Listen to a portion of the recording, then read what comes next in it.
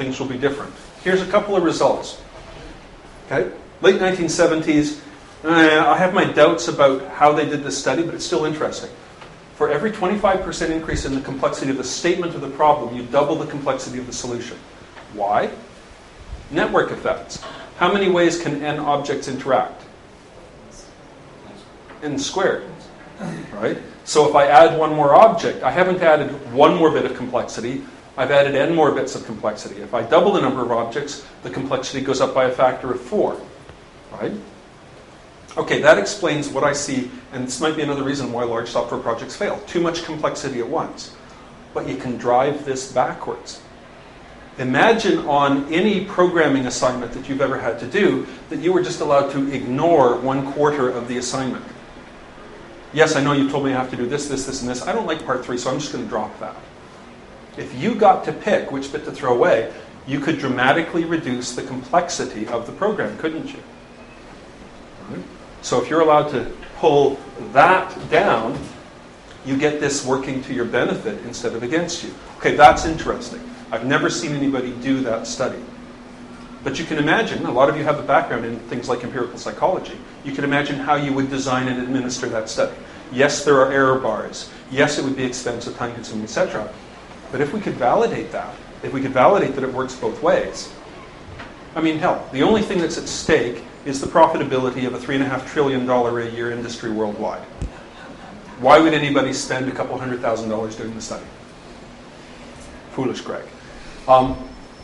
Van Gunnington and others, again, replicated many times. Go and look at why large software projects fail. It's only ever been done for large. I haven't seen this done for small. Technical reasons never show up in the top 5. Never.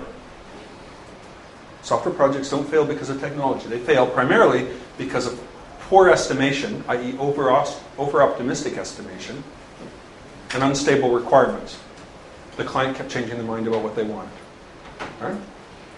This is one that I'm still on the fence about as well. If you've got to rewrite more than about 1/4 of a piece of code, you're better off scrapping it and rewriting the whole thing. What you're interested in is how long until I get a fixed program.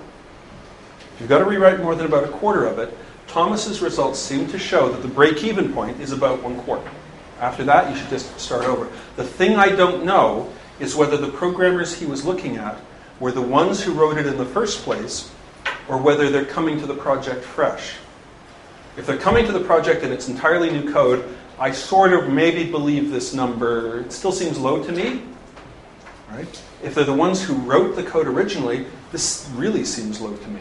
I mean, I wouldn't look at it and say, I've got to replace 1/5 of this program, therefore I'll just remove the whole thing and start over. But I don't have data, and he does. So the fact that he's got data means I'm not allowed to have an opinion until I've got better data. Or unless I can show there was a flaw in his work. And I'm still digging into this one. Okay? Was that what you were going to ask? No, I was going to tell you that as a project manager, I spend a significant amount of my time trying to avoid that the different members of the team don't kill each other. That's a great.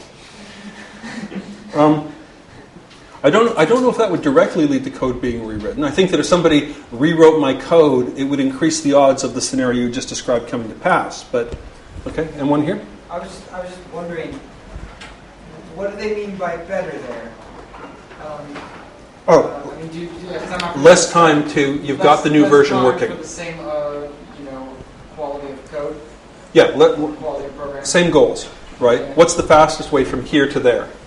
We either scrap it and rewrite, or we modify what we've got. Which path with fixed resources gets us there fastest? And of course, quality figures into this. It's not done until it works, right? And like I said, that number feels low to me. But I can't stand up here and preach science, science, science if I then turn around and say, that doesn't fit my ill-considered personal experience, therefore your data's